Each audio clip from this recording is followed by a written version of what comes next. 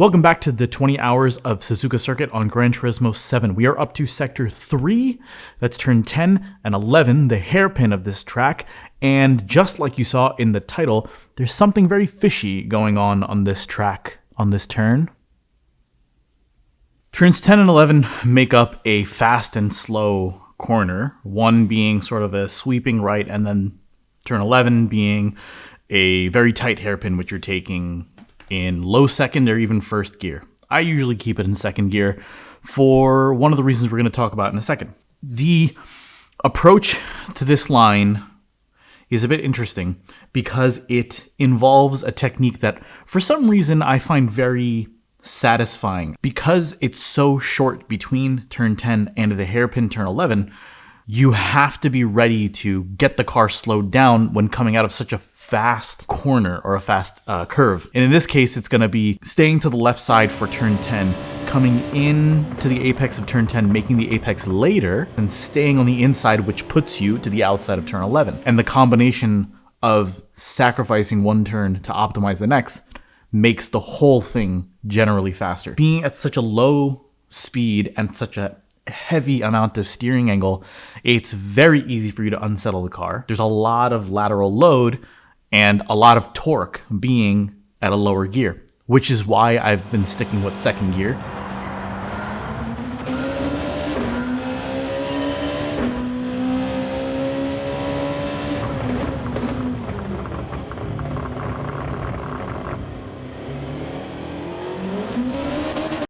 It was at this moment I realized that there was some sort of trap on this part of the track. Well, not exactly a trap, but see if you notice a trend coming up here. And there we go, spinning. Start accelerating out. And again. And guess what? It happens again. Why? Good question. What exactly is going on at this very exact spot every single time that keeps me spinning?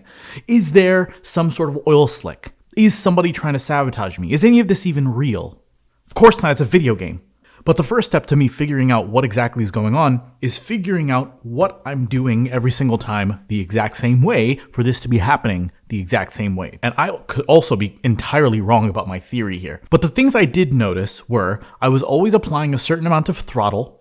I was always holding pretty much the same steering angle. If you look back at the footage where my little lateral G meter is, I'm always putting the same amount of steering angle in and I'm holding it there. I'm not unwinding, I'm not adding throttle. And every time I hit this spot, the exact same thing is happening. If that's the case, if nothing else is changing, then there has to be something physically there that's causing me to do it. And I think this became even clearer when I decided to change my line a little bit to make sure I'm not tracking out at this same spot every single time.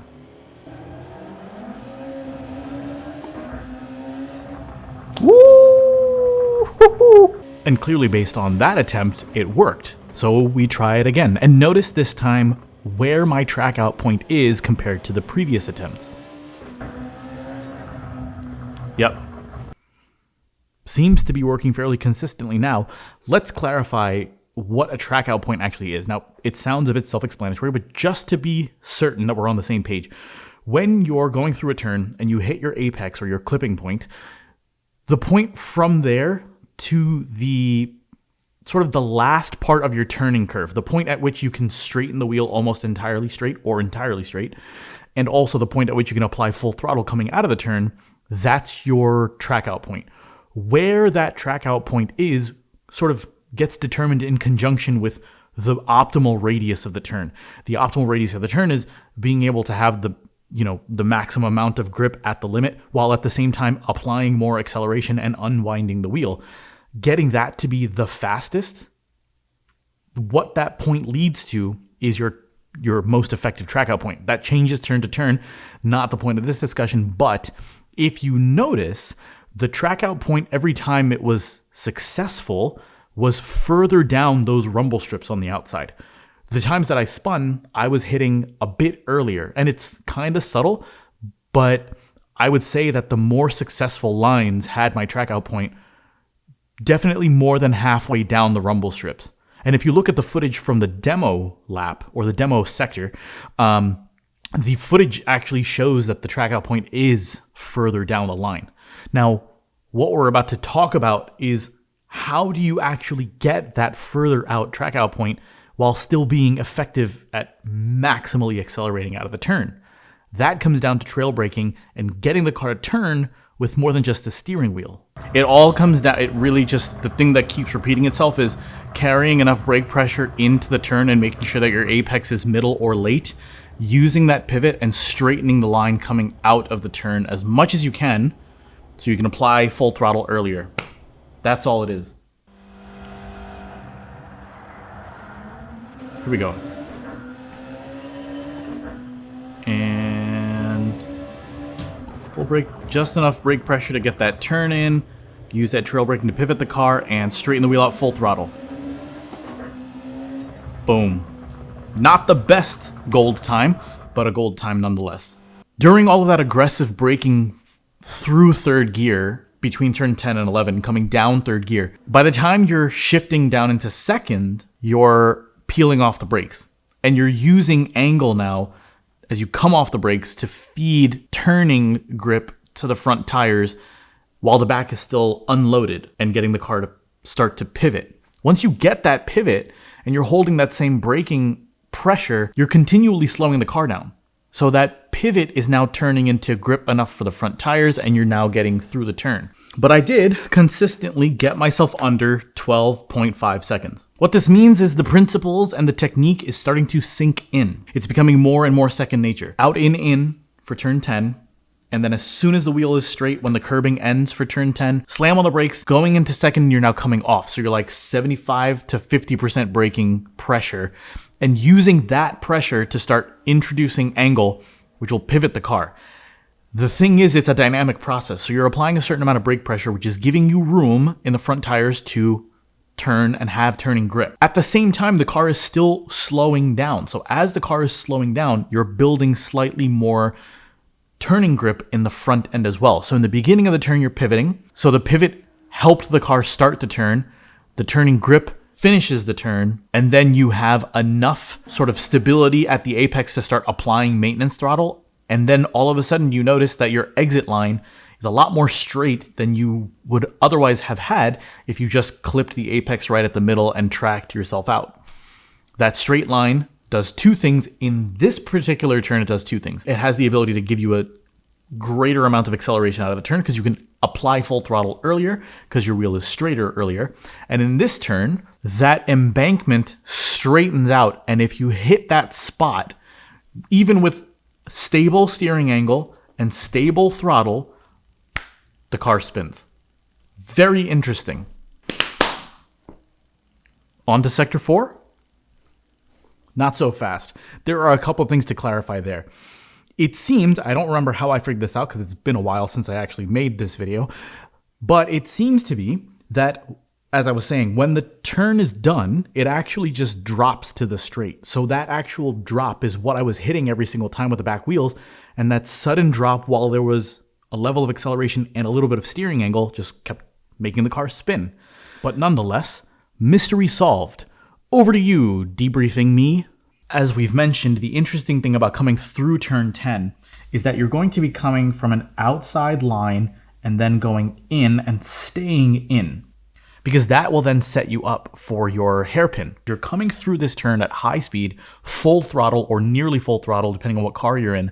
And as soon as the wheel goes straight, you are applying a lot of brakes because that hairpin it's a hairpin. I personally like to stay in second gear for this turn because leading to the next thing that makes this turn tricky, going through the hairpin in a lower gear, you're dealing with a lot of torque.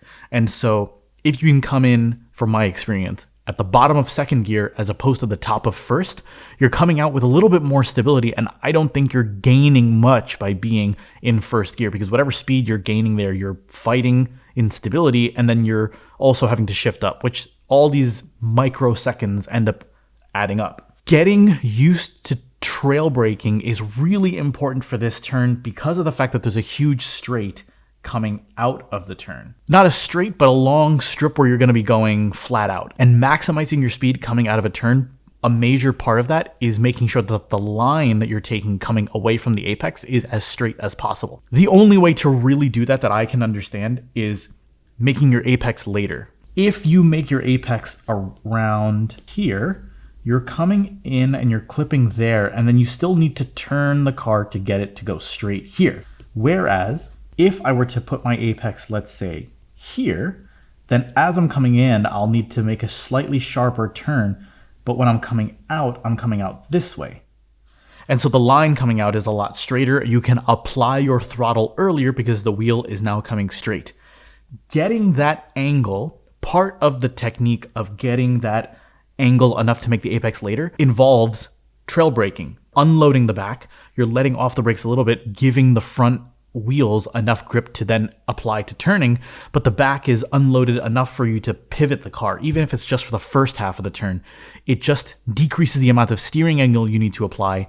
And during that whole time, you're still slowing down, which means your front tires are slowly gaining more and more ability to turn. So one of the interesting things that I kept noticing is every time I was going through that turn, with the same steering angle and the same amount of throttle, not changing anything, even while the wheel is unwinding, which would mean that I could apply more throttle, there's one spot that just would spin me out, that would just send me into a spin every single time. And when looking at the track, I realized something. This may or may not be the answer, but I think it is the culprit. When you're coming through the turn, from here till about here, you get an embankment on the turn. It's a positive camber turn. So when you're coming out of the turn, the part of the corner that goes from a positive camber to flat is technically a bit of a drop. And I've noticed that that's the spot that the car keeps spinning. And so when accelerating out of that turn and your rear wheels hit that drop, it's a loss of grip and it just sends the car into a spin.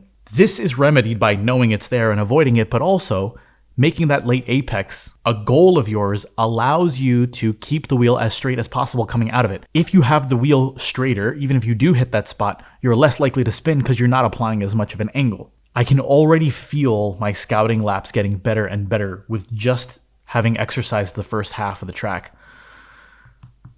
Let's see where this goes.